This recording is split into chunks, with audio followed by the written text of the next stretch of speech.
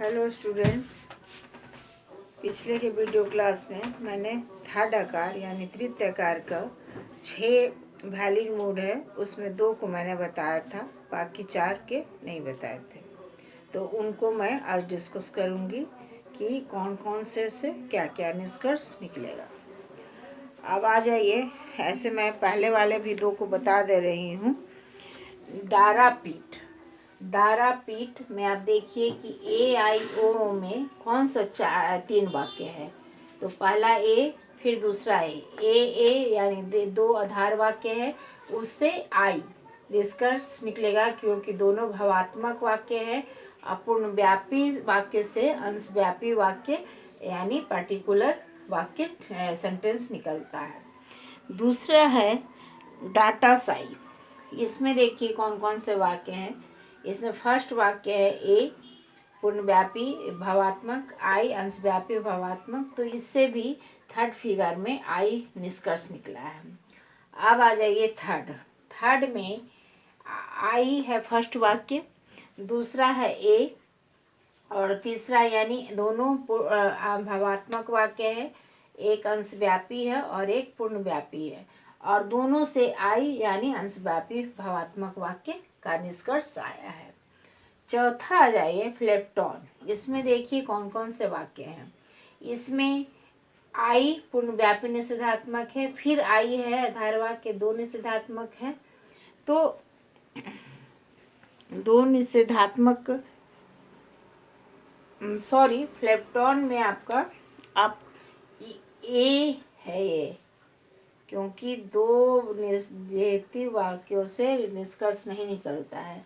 तो फोर्थ में फ्लेप्टॉन में ये पहला वाक्य ई यानी पूर्णव्यापी निषेधात्मक, दूसरा ए यानी पूर्णव्यापी भावात्मक, तो दोनों पूर्णव्यापी वाक्य है, इसलिए इसमें ओ निष्कर्ष निकल सकता है। इसका ओ निष्कर्ष है, फ्लेप्टॉन इसको बोलते हैं। पांचवा है फेरिसन। फेरिसन में आपका पहला वाक्य है ई और यहाँ पे आई है, यानी पहला वाक्य पूर्णव्यापी निषेधात्मक है और दूसरा अंशव्यापी भावात्मक है। तो चूंकि दोनों में एक वाक्य निगेटिव है, इसलिए निगेटिव वाक्य निकलेगा, और दोनों में एक वाक्य अंशव्यापी है, इसलिए अंशव्यापी निकलेगा, यानी ओ निष्कर्ष निकलेगा। अब छठा आ जाइए। छठा को बोलते हैं बोकाडो। बोकाडो में ये BOCA है, ए है, नहीं दिख रहा होगा तो फिर मैं लिख देती हूँ, ए है, और RDO। तो यहाँ पहला वाक्य जो है अंशव्यापी निषेधात्मक है, दूसरा पूर्णव्यापी भावात्मक है। तो एक अंशव्यापी है, एक पूर्णव्यापी है, तो अंशव्यापी निकलेगा, और चूंकि एक निगेटिव वाक्य है इसलिए निगेटिव निष्कर्ष निकलेगा, यानी ओ में निष्कर्ष निकलेगा। तो इस तरह से आपका थर्ड फिगर में 6 वैलिड मूड है। पहला डारा पट्टी, दूसरा डाटी सी, तीसरा डीसी मिस, चौथा फ्लेप्टॉन, पांचवा फेरिसन और छठा बोकाडो। ये हुआ आपका थर्ड आकार। अब आ जाइए फोर्थ आकार में। फोर्थ आकार में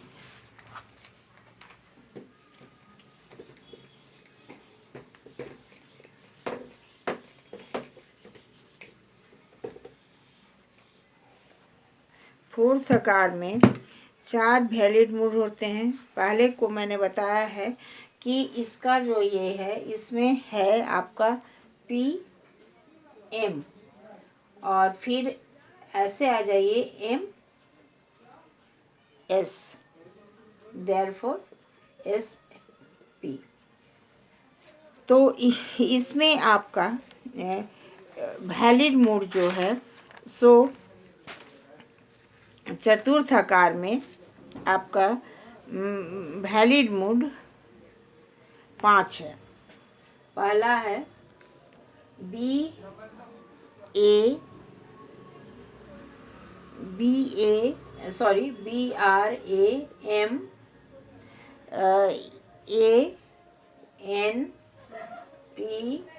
IP। उसके बाद आपका है कैमेंस, CAMENES।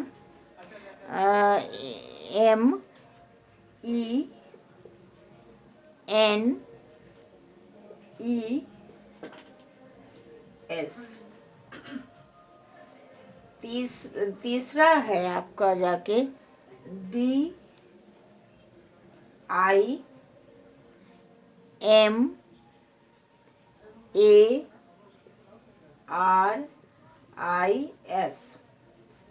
चौथा है आपका FESAPO।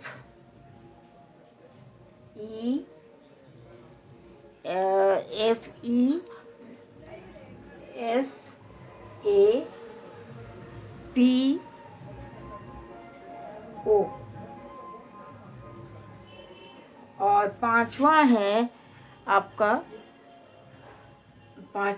फेरिसन,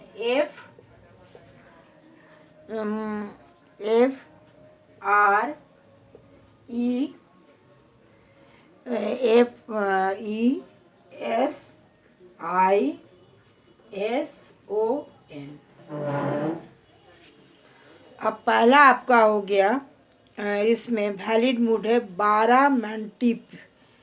तो इसमें बारामंटिप को BRAMA और NTIP। अब इसमें देखिए कि कौन कौन से फोर्थ फिगर में हैं। पहला वाक्य ए है, यानी पूर्णव्यापी भवात्मक है। दूसरा भी पूर्णव्यापी भवात्मक है, इसलिए इससे आई निष्कर्ष निकल सकता है अंशव्यापी भवात्मक है, क्योंकि अगर दो पूर्णव्यापी भवात्मक है तो अंशव्यापी भवात्मक निष्कर्ष सही होता है फोर्थ फिगर में। अब आ जाइए, दूसरा है कैमेंसन, CAMENES। इसमें फर्स्ट वाक्य पूर्णव्यापी है भवात्मक, दूसरा है ई पूर्णव्यापी निषेधात्मक, यानी दोनों वाक्य पूर्णव्यापी है तो अंश निष्कर्ष जो है सो पूर्णव्यापी में आएगा। लेकिन एक वाक्य चूंकि निगेटिव है, इसलिए इसमें निगेटिव यानी ई में निष्कर्ष निकलेगा। अब आ जाइए तीसरा, उसको बोलते हैं FESAPO, सॉरी डिमारिस में आपका DIMARIS पहला अंशव्यापी भवात्मक है, दूसरा पूर्णव्यापी भवात्मक है, यानी दोनों वाक्य भवात्मक है। तो चूंकि एक वाक्य अंशव्यापी है, इसलिए आई में निष्कर्ष निकलेगा अंशव्यापी भवात्मक में। अब चौथा है आपका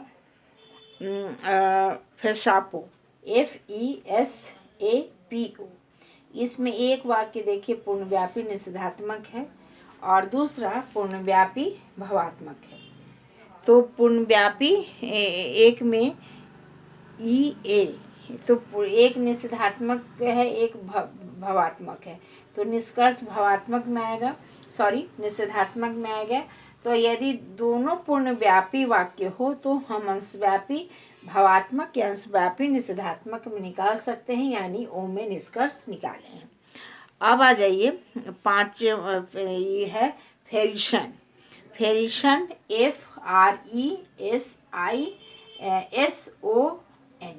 इसमें एक पूर्णव्यापी भवात्मक है और एक अंशव्यापी पूर्णव्यापी निषेधात्मक है और एक अंशव्यापी भवात्मक है।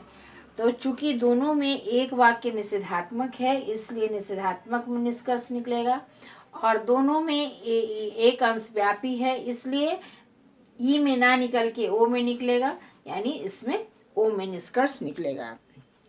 इस प्रकार से आपका ये इन योगों में फर्स्ट फिगर में आपका 4 वैलिड मूड है, सेकंड फिगर में 4 है, थर्ड में 6 है, तो 10 हो गया, सॉरी, और 14 हो गया, और आपका लास्ट यानी फोर्थ फिगर में 5 है। तो इस प्रकार से आपका 19 यानी 19 वैलिड मूड है। तो इस जो मैंने आपको नाम बतलाया है, फर्स्ट फिगर का वैलिड मूड, सेकंड फिगर का वैलिड मूड और थर्ड का और फोर्थ का, तो इसको आपको याद करना पड़ेगा। चूँकि इसमें आपको देखना पड़ेगा कि इसमें तर्क वाक्य में AEIO में इन सभी वैलिड मूड में किन 3 तर्क वाक्यों का उपयोग किया गया है। तो अगर आप ऐसे कर लीजिएगा तो आपको ज़्यादा कुछ नहीं करना पड़ेगा और समझने में आसानी होगा। तो इस तरह से इसके 4 वैलिड मूड हैं और फोर्थ फिगर में आपका फर्स्ट आधार वाक्य में मिडिल टर्म जो है सो प्रेडिकेट के स्थान पर होता है और सेकंड आधार वाक्य में वो आपका उद्देश्य यानी सब्जेक्ट के स्थान पर होता है। तो ये जो है सो फर्स्ट फिगर का जस्ट अपोजिट है और आपको सेकंड फिगर और थर्ड फिगर में एक दूसरे का अपोजिट है। तो इस तरह से आप लोगों को याद करना होगा। Thank you. अगले के वीडियो क्लास में मैं फिर इसके आगे के जो हैं सो मैं पढ़ाऊँगी।